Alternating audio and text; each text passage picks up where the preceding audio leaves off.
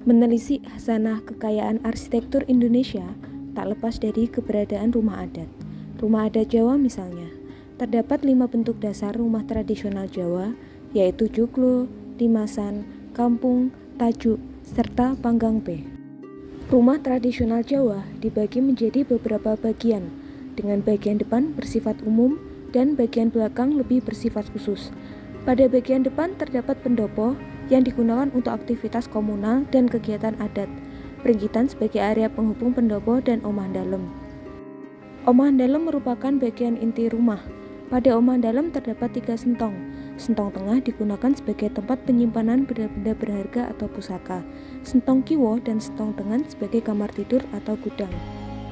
Gandok sebagai gudang penyimpanan dan area servis, dan rumah belakang yang terdiri dari pawon atau dapur, gadri, pekiwon atau sumur dan kamar mandi yang terletak di belakang dan terpisah dari rumah induk. Struktur utama rumah joglo berada di tengah berupa soko guru papat, yaitu 4 yang utama. Jumlah ini merupakan simbol dari 4 penjuru mata angin, diperkuat dengan menambah pondasi batu yang disebut umpak.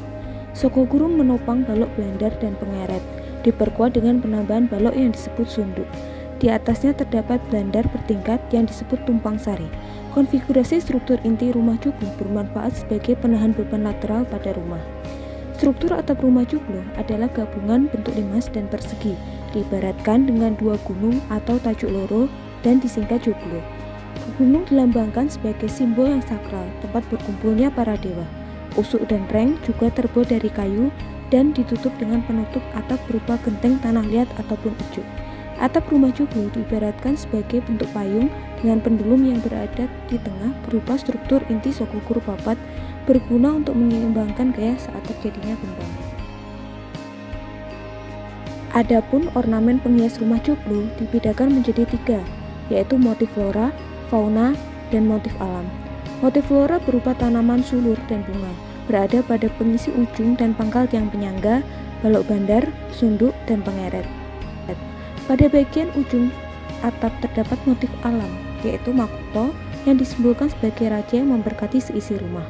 Inilah rumah joglo, rumah adat Jawa sebagai salah satu kekayaan budaya Indonesia.